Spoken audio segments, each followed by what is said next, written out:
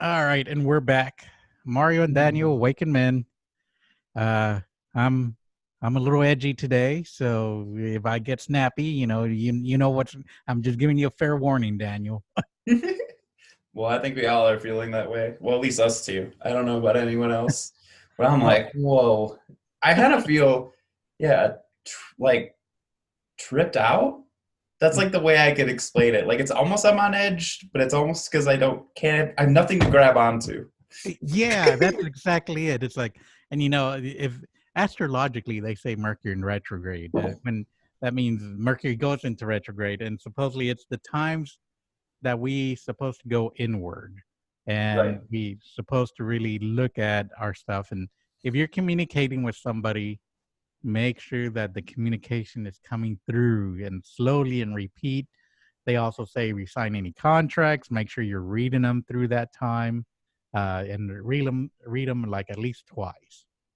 So, and the other side of it that I've said it last time, it's like when technology fails for whatever reason, and it just seems to really create some things. And right now, it's like for me, it's really getting me on edge about just little things they're just bugging the crap out of me. Hmm.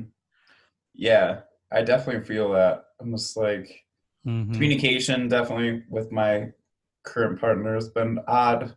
So I'm just like, I need a nap and takes my own space to process whatever. So Yeah, that feels good. At yeah.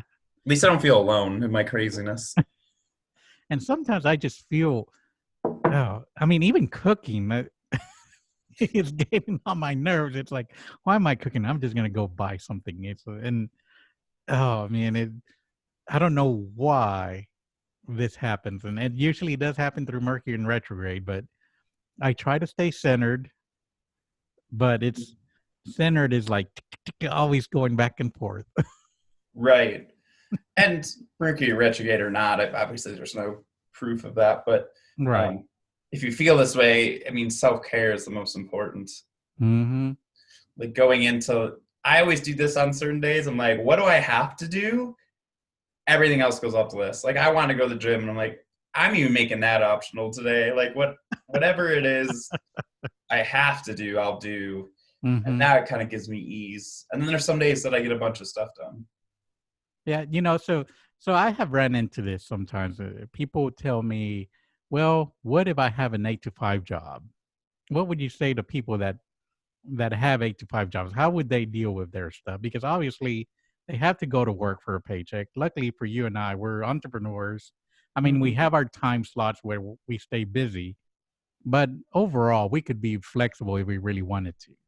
Right.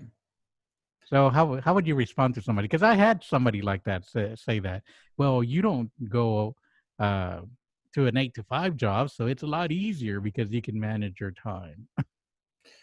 Yeah. I mean, if you're an entrepreneur, you also have to work certain times. I mean, Mhm. that's that's But not 100% true, but I get what they're saying. Yeah, I mean, you can take breaks at work. You can not Mhm. put so much pressure on yourself. You can watch YouTube videos or just do what you have to do to make your boss happy that day. Or, um, I worked what the time I worked a 9 to 5 type. It wasn't 9 to 5, but it was in an office, Mhm. and I was a therapist. If there was a day I couldn't get work done, I didn't do anything, but I had to do. And there's certain Mhm. things you have to do daily. Like I had to Yep. do my notes and I had to do therapy, but I guess I have my own office, so I could kind of chill and like not do as much, and but I would create that, and then other days I would get a bunch of work done. But this Mhm. idea that we're linear, which is how we're taught, like we're going to be consistent, it's like not how nature life works. So allow yourself to be inconsistent, and that's just get back on when you feel better. Yeah, and the other part, I wanted to bring up this discussion point because it's very interesting because when I used to be in the corporate world, because I worked in the corporate world for about 15 years, I think. Hmm. Anyway, it was a long time. And one of the things I discovered, even back then, I had to manage my time. We we go around thinking that we don't have our time, but in reality, we can manage our time. So having an 8 to 5 job we just have, like you said, we have to create the time, because if we don't create the time, that means we're not prioritizing ourselves. We're prioritizing our job over our own well-being. And to me, that's detrimental. That's what brings all these stress factors and heart attacks and everything to everybody. Yeah. Yeah, it's the idea that you're not as important as your goals or your job or whatever it is, your happiness. Like I could apply for this job to be a phone salesman and make way more money, and I was like, no, I would be miserable. I'm more important than making more money. Like I'm Hmm. not going to take it, depending, right? If I had a child and I had to do it or whatever, but I don't think money's worth my health and my sanity, because I know what's going to happen. I've done sales before. I'm not going to be Hmm. happy, and I'm going to be miserable, and I'm just going to hate my life. And it's not worth all the money in the world. So um, Hmm. I definitely get what you're saying. And making time, I think there's always time if we want to make it. It's Hmm. we get in that scarcity of time mentality, and then we have no time for. Yeah. Yeah. And you know, that's the part. It's for me, I've learned over time that I have to really think about me first, because I've, like you said, we've been conditioned, and I've been conditioned also, because I did the corporate world for a while. So 8 to 5 job, even now when I catch myself, I'm even an entrepreneur. So my hours are flexible, and sometimes I work different odd hours. Mhm. But when I start getting into routines, I notice I try to put myself into the 8 to 5 window, because that's my pattern. And then I'm catching myself getting stressed out because I didn't finish anything from 8 to 5. And it's like, wait a minute, Mario, if you need a little bit more time, you can move it around. It's like you do have a little bit more control over that. But I had to make the effort and recognize that that's important to me. And I think that's what gets lost in everything that we talk about, is that what is important to us. Because yeah, the job gives you the money to pay your bills, which is very important, but don't make that your God. You know, that's the way I like to say, you making money your God is not a way to happiness, I feel. No, it's like making money king. I mean, one, time is more important than money. Mm-hmm. Like, and I've, yeah, worked. I mean, I did work set jobs, but I started working more flexible jobs. I was like an on-call therapist, and then I did Uber and Lyft. I think for 4 or 5 years, I've made my own schedule. It's more important than all the money you can give me, like making my own Mm-hmm. schedule. Like my time is like something. Now I'm more self. Like when I got offered the job that it wasn't, I was like, like I could Yeah. feel it. I'm like, it's winter. I'm gonna have to work 9 to 5. I'm never gonna see the sun. I'm like, just like this is ache in my heart. Like I went on a hike at 1 o'clock yesterday because I'm flexible and I can do that. And I Mm-hmm. don't. No wonder people are depressed. And in a way, then you're like the winter is weird because then you're even more. To me, it's more like slavery almost. If you have to go to a job and think you have no choice, Mm-hmm. in a way, and not slavery. It's obviously not as bad as slavery as when African Americans were put, or even I'm not saying that, not comparing, but it's like that mindset. I have to go to work. Well, Mm-hmm. who's telling you? Like you're Yeah. choosing that. And even that mindset shift helps. When I do that, I'm Yeah. like, I have to go to work to make money. I'm like, no, I'm choosing to. I don't have to today. And then Yeah. I feel better. Yeah. It's a That weird thing. you said it perfectly. We choose. And I think if we start using that vocabulary, we were talking about using words in one of our not the previous episode, but a couple episodes back, where we were talking about we if we choose the language, and I do feel that making the word, oh, I have to go do this. How about I choose to do that? I think Mhm. that gives the power back to us, rather than whatever is supposedly making us do that. Because it is, we give our power away because we make something else a need, or we have to. And it's very, we might not notice it, but it is very subtle, and it starts taking away our own power. And I hope I'm making sense about that. No, definitely. I mean, it reminds me of going to school. You know, weird because you have to go to school every day, right? Or you go to jail. Mhm. It's like, which is weird. But but anyway, like you have to go to school. Like, and then that's in your brain, right? You have to do something before you play. You have to do like Mhm. it's this weird ingrained conditioning, um, which feels purposeful, Mhm. and the idea to make a good citizen, which I don't think is horrible, but Right. when you get to choose, like I'm working more hours lately, but I'm choosing it. Like it's like I like it. I like having the abundance, and right now that feels good. But I could stop tomorrow and get Mhm. by again. Like I could. And people can quit their jobs. They think they're stuck, but you're never really stuck.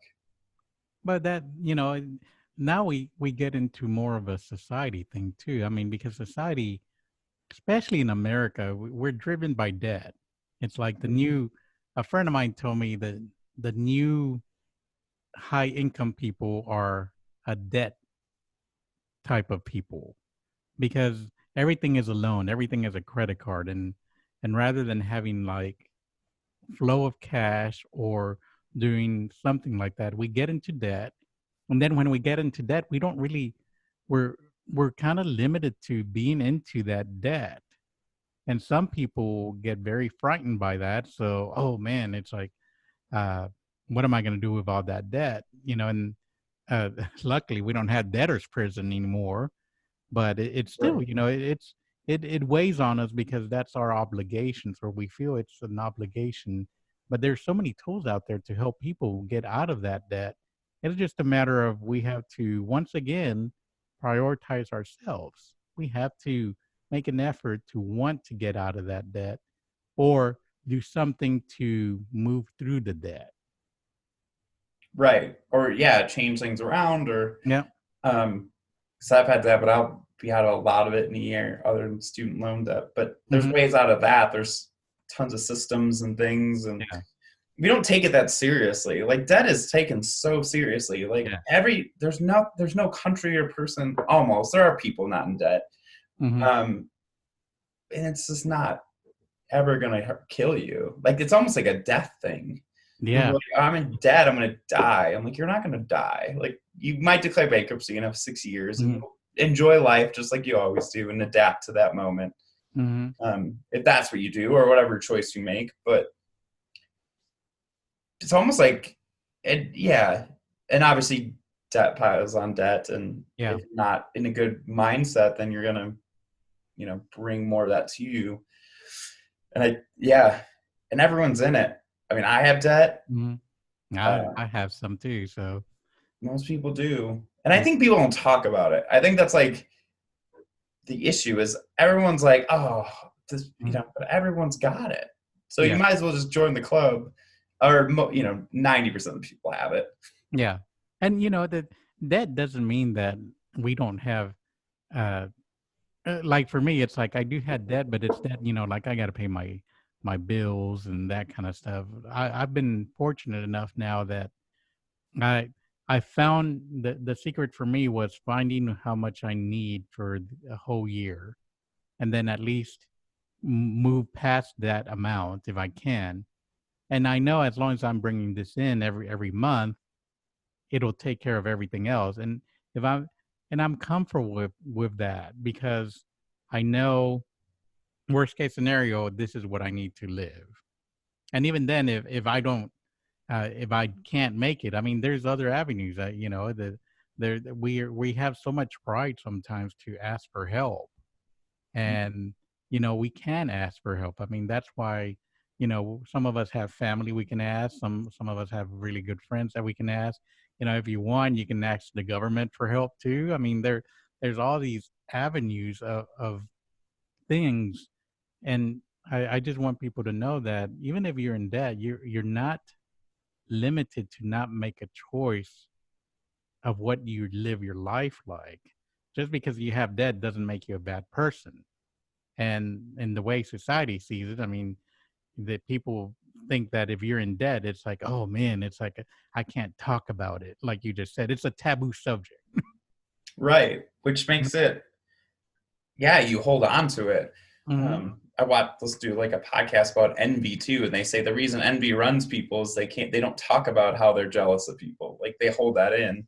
And I Yep. think holding whatever it is in and feeling like ashamed, and I think that goes back to the Great Depression, which we probably learn about, where people are ashamed if they have money, or there's this pride thing of not asking for money help. But you'll go to the doctor if you have health help. Yeah. Like no one's ashamed when they're like break their arm. They're not like, oh, I can't tell anyone I broke my arm. Like to me, it's not much different, you Yeah. know. So, and everyone's circumstances are different, and who knows, that comparison thing is crazy. Yeah. Um, and especially with social media, it gets Yeah. out of control.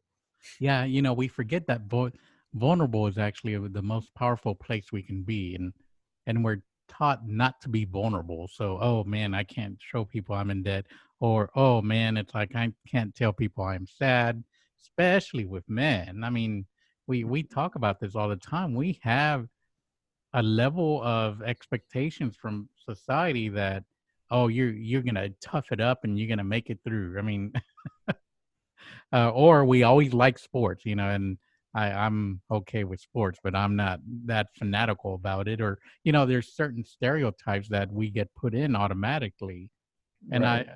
I admire like the feminist movement that's going on too.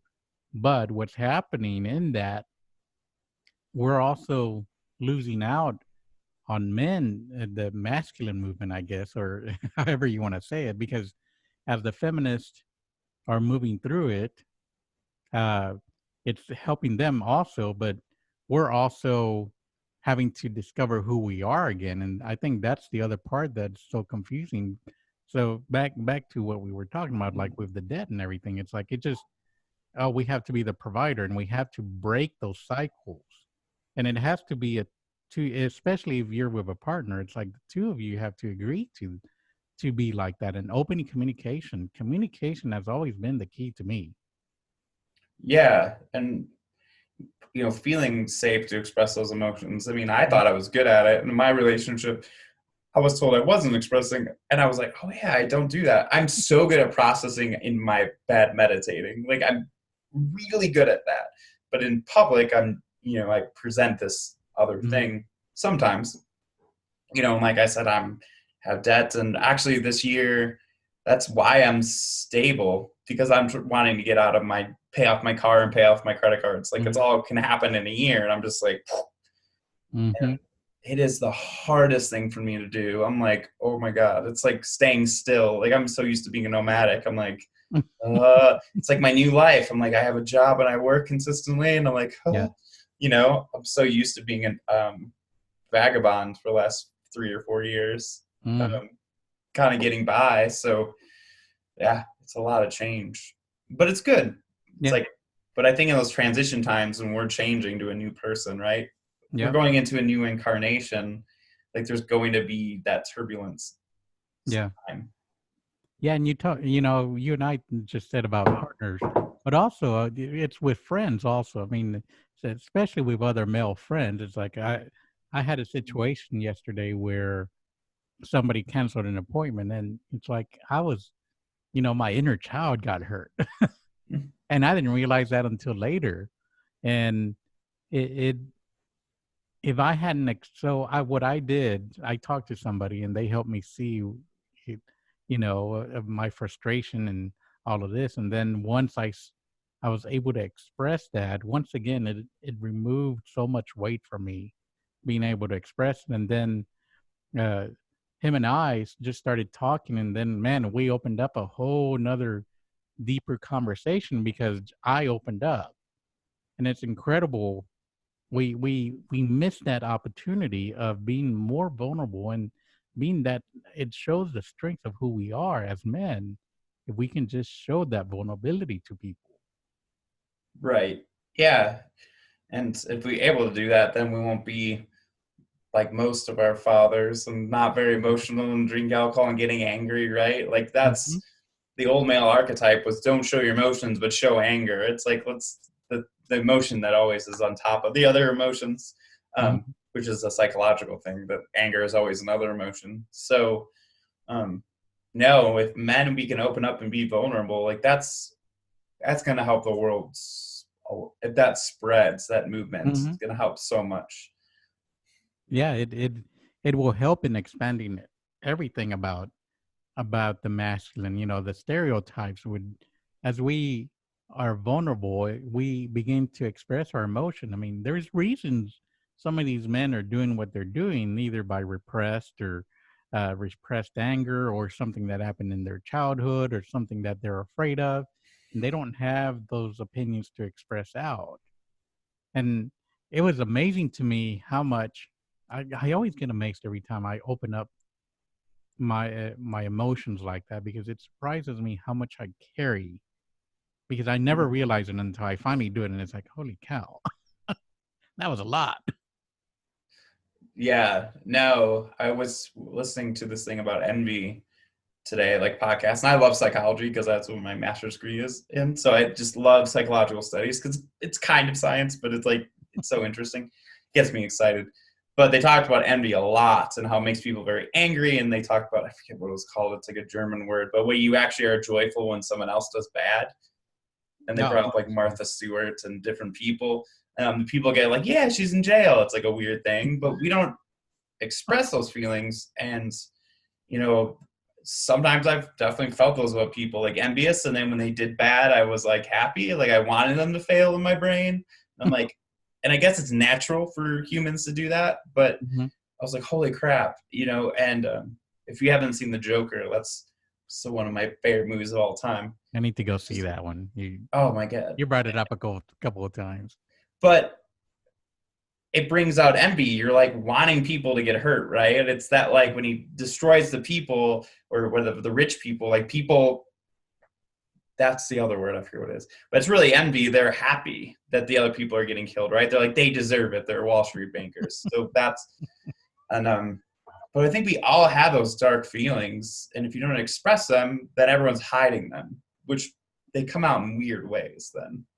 Yeah, and the what I find it fascinating is when we don't express our feeling, they manifest in such weird places. Sometimes it's in body aches, sometimes it is in lashing out to somebody, sometimes it's in retracting yourself from society, and sometimes you just start crying, and it's just, or we try to avoid it and go do something to keep our mind off of it. And I mean, there's it's so weird, and until we deal with it, we don't realize we're doing that. Because for me, this stuff with my friend yesterday, it's like I never had noticed that until I brought it up like that, and it's like, wow, it's like, okay, there's something there. Mm-hmm. Yeah, definitely. And certain times things are going to come out, and I think that's perfect. Hmm. But yeah, the right now, I think globally, um, the message I got through meditations from my guys was the world is shifting really fast. They show me like a world changing, and they're like, you're almost gonna just wait it out, but it's about to happen. So just get through this time, but it's about to shift, and be okay with that. Um, and that felt good for some reason. I was like, oh, okay. It's almost like we don't think things are ever going to change when we feel Yeah. stuck. And I've been feeling stuck. I'm like, things aren't going to change. But I look back at my past, I'm like, they always do. Like that's the only constant is it's not going to be this forever, you know? So when you're in that debt or stuck, it's like you're not going to be in debt forever. Like Hmm. no one really is.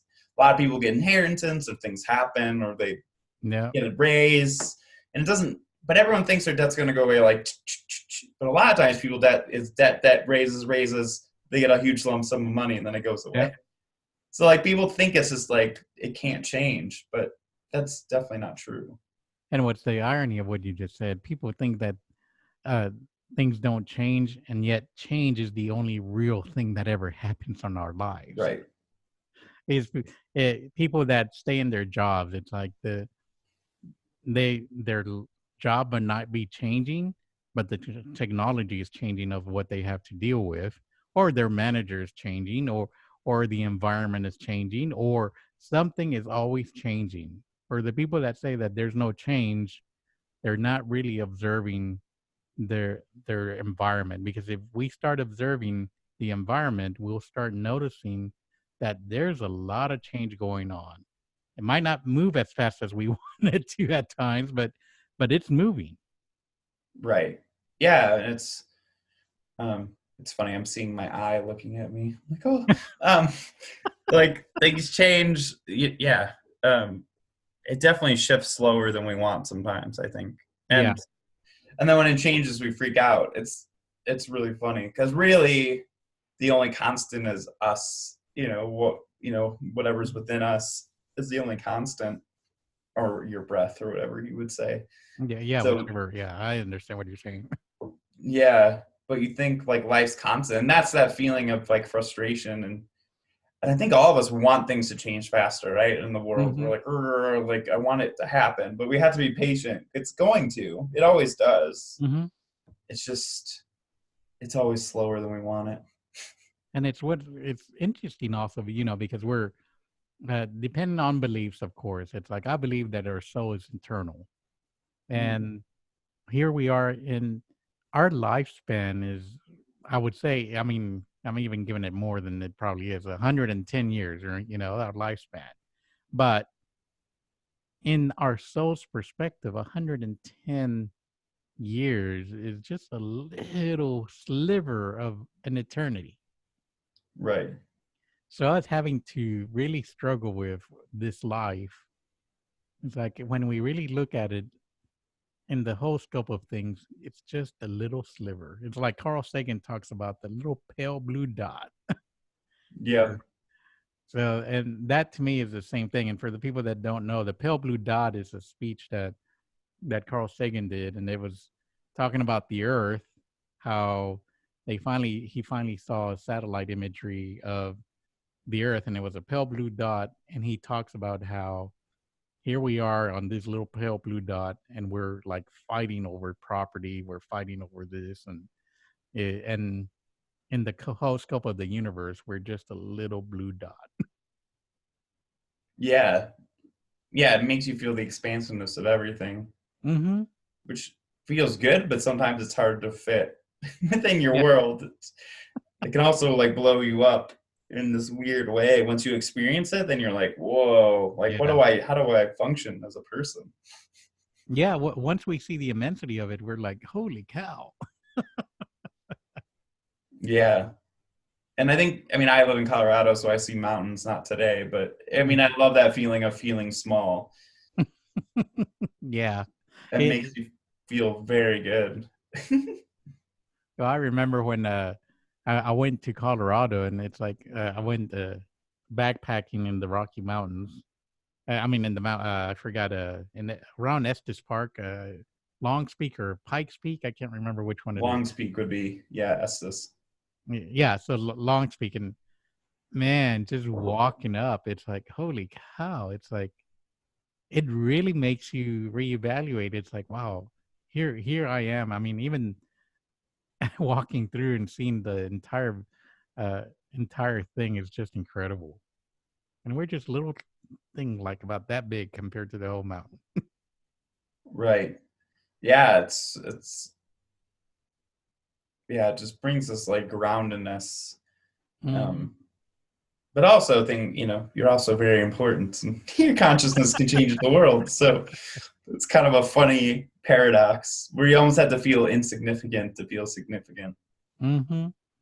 Yeah, and I think that's the true perspective, and I think that's a good place to wrap it up, and just to kind of see ourselves, and we're just this one person, and while we are very small in this entire universe, we actually can make a big, big impact on either people's lives, on the environment, and all of this. Hmm. So Yeah, I mean, your consciousness is super powerful. I yeah, mean, and not just strength. I think that's the old thing, right? Like I can do this many things, but really your consciousness is where your true power comes from. yes. Um, and that's important to remember. Well, I think we'll wrap it up, and if you want to say a little last message for us here today, Daniel, or do you have one for us, or Sure. If you're going through a hard time, or you feel stuck, like reach out to someone, Mm-hmm. like ask for help. um, I was suicidal when I was 16, and if I didn't ask for help, I wouldn't be here making this video, and it'd be a waste. So I just want people to be able to ask for help, and especially as men, feeling okay to do that. Even if it's online, you message someone. Like Yeah. if that's your path of least resistance, don't do that. Whatever it takes. Yeah. Yeah, and we never talk about our stuff here, but Daniel has www.danielmcnicholas.com, and I Yeah. have www.mariorosales.com.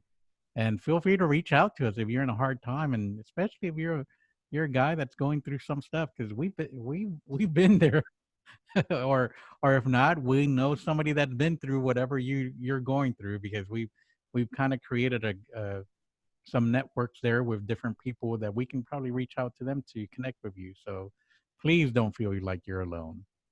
Yeah. And then my email is channeling the cosmos. So channeling the cosmos at gmail.com. So definitely reach out through there. I'm not on social media at the moment.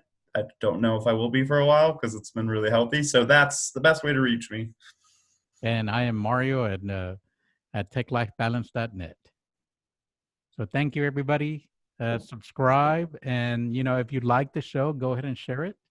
Share it Mm-hmm. out. Put it in wherever you want to: Twitter, Facebook, Instagram, you name it.